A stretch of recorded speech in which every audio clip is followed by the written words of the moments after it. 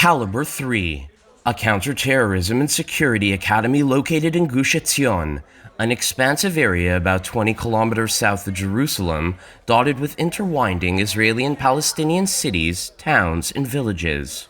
Caliber 3 is one of 112 companies recently included on a controversial United Nations blacklist of mainly Israeli-owned businesses in the West Bank. Why do you think that this company in particular was targeted by the UN blacklist?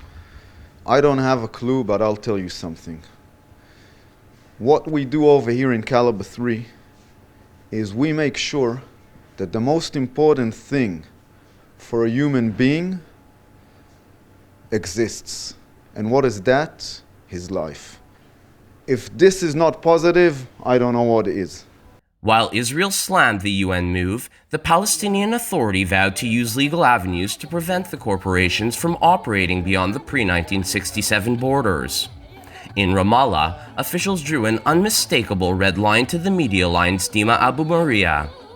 Any activities that support or maintain or is complicit towards their continuation are illegal and should not continue to exist. We believe also that many investors worldwide who insist on ethical investment will withdraw their investments from these 112 companies, and this will also destabilize these companies and force them to understand that it is unacceptable to work in illegal entities. But many Palestinians depend on the work, with estimates pegging the number of them earning a livelihood in Jewish West Bank communities at about 35,000.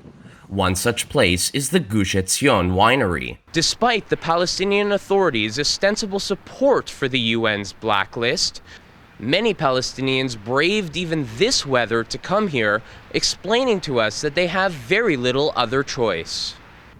I haven't really done this before. We don't have any new projects, and we need this work. No one mentioned closing anything. What can you do? You will look for a job anywhere.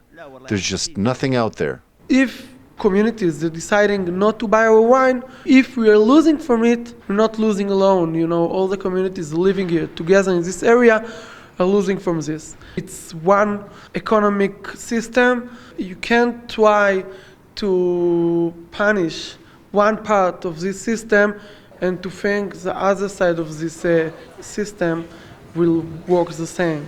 At Gush Etzion's largest mall, the familiarity with which Jews and Arabs interact can make one forget about the prevailing political tensions. Many view this place as a microcosm of the actual reality, that of two peoples still technically at conflict, but who have in many ways learned to coexist in one land. And this is the place where Jewish and Arabs come and do shopping, buy food, clothes, coffee shops, and everyone here is together. Each one needs the same needs of food, of quality, of pleasure, of fun, and they come here to do it.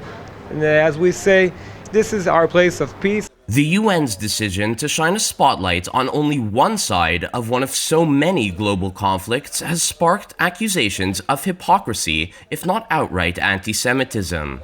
The idea of equality, that all people have rights, that we are all part of one global humanity, is a norm that is applied to everywhere except for Jewish communities in the West Bank. People who think that singling out Jews will somehow benefit Arabs are hurting first and foremost those they are ostensibly aiming to help. While the West Bank does, in fact, from time to time erupt in violence, there is a fair amount of coexistence here. As you'll see, just over my right shoulder is an Israeli Jewish village. And if one follows the rainbow in the background, on the adjacent hilltop is a Palestinian one. Two peoples literally living side by side in a very contentious region.